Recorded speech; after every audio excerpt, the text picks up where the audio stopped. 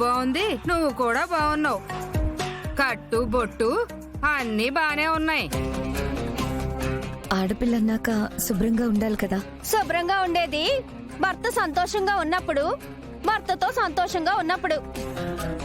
అంతేకాని మొగుడెళ్ళి police station లో కూర్చుంటే రంగురంగుల చీరలు కట్టుకుని అలంకరించుకోవడం కాదు.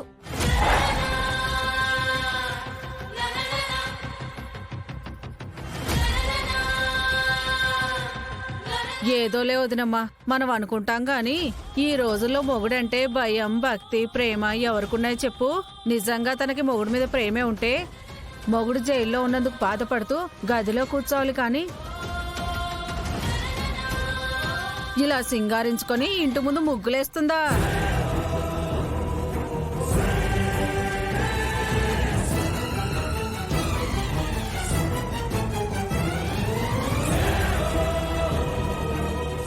ఏందోనమ్మా, నా కూతురుంది.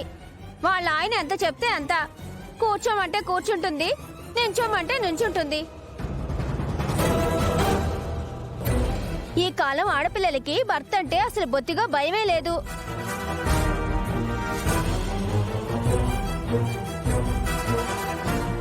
అంతేలే వదినా, ఇవన్నీ పై పైకి కనిపించే ప్రేమలే.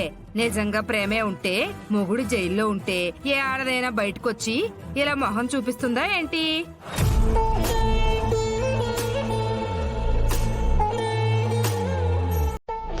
ఏ వదినా, నీ కూతురు యాడుండాది?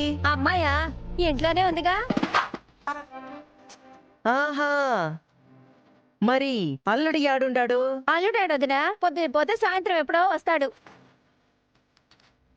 సరేలే, ఆ మాత్రం దానికి వాడెందుకు? అల్లుడు హోటల్లో తింటాడులే. నువ్వు నా దగ్గరికి రమ్మని చెప్పాను. అమ్మాయి మన ఇంట్లోనే ఉందిగా. ఆహా, అవునుదినా, మీ అమ్మాయి ఏం చేస్తా ఉండాది? ఏంటో వదినా, పెళ్ళైతే చేసుకుంది గాని ఆ అబ్బాయికి బొత్తిగా పద్ధతే లేదు. ఎప్పుడు చూడు ఆ మీటింగు ఈ మీటింగు అని తిరుగుతూనే ఉంటాడు. కనీసం పెళ్ళాన్ని పట్టించుకోవాలన్న ధ్యాస కూడా లేదు. అలాంటోడితో కాపురం చేయలేనని అమ్మాయి మన ఇంటికి వచ్చేసింది. ఆ విడాకులేవో ఇప్పించడానికి ఏర్పాటు చేస్తున్నాను. ఓ అట్నా, బాగుండాదిగా. ఒకదానికేమో మొగుడికి కూడొండి పెట్టడం ఇష్టం లేదు, ఇంకో దానికేమో మొగుడు పని చేయడమే నచ్చట్లేదు.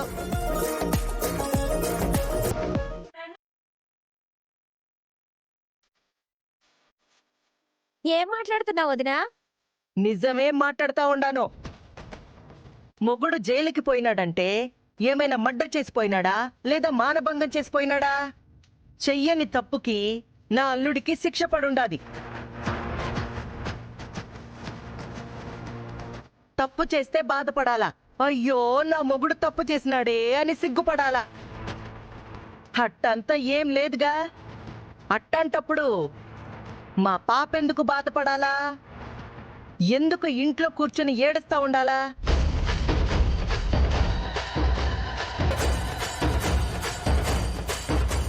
ఈ పొద్దు కాకపోతే రేపు నా అల్లుడింటికొస్తాడు.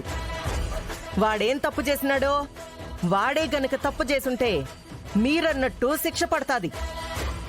ఏమవుతాదో ఏమో అని ఏడుస్తా కూర్చోవాలా? ఏ తప్పు చేయనోడి గురించి దిగులెందుకు?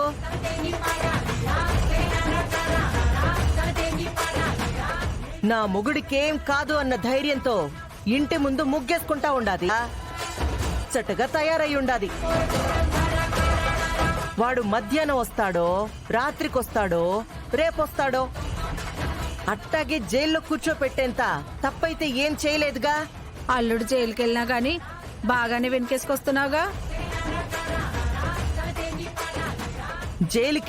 జైలుకెళ్ళినాడని ఇంకో తూరి అన్నాడంటే మెట్టు తీసుకొని కొడతాను. అట్ట అడుగు.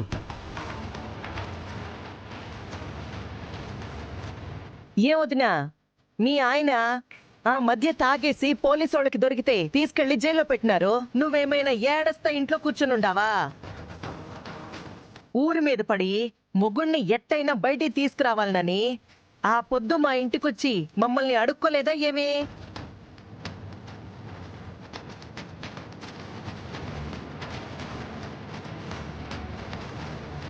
నువ్వేందే ఓ అని తెగ మాట్లాడుతా ఉండవు. నీ మొగుడు మొన్న రాత్రి నీ ఇంటికి రాకుండా పక్కింట్లో దూరితే ఇరక్కొమ్మినారు. మర్చిపోయి ఉండవా ఏంది? మీ మొగుళ్ళలా కాదు నా అల్లుడు. పెళ్ళాన్ని బంగారంలా చూసుకుంటాడు. ప్రాణం పోయినా కూడా తప్పు చేయడు. ఆ నమ్మకం ఉండాది కాబట్టే ఆ పాప తన కాపురం కళకళ్ళాడుతా ఉండాలని నిండా చీర కట్టుకుని ఇంటి ముందు ముగ్గేస్తా ఉండాది. అదేమో పెద్ద తప్పు మాదిరి మాట్లాడుతా ఉండారో. చూద్దాం, నీ పగ గెలుస్తుందో నీ ప్రేమ గెలుస్తుందో. రెండు గెలుస్తాయి. ఇక్కడ ఒక్కదానికే అవకాశం ఉంది దుర్గా. ఒకటి గెలిస్తే ఇంకొకటి ఖచ్చితంగా ఓడిపోవాల్సిందే. ఆలోచించుకోవడానికి ఏమీ లేదు. ఆయన విషయంలో నా మనసు మారదు. సరే, నీ మంచి కోరేదాన్ని కాబట్టి నీకు చెప్పాల్సింది నేను చెప్పాను. తర్వాత నీ ఇష్టం.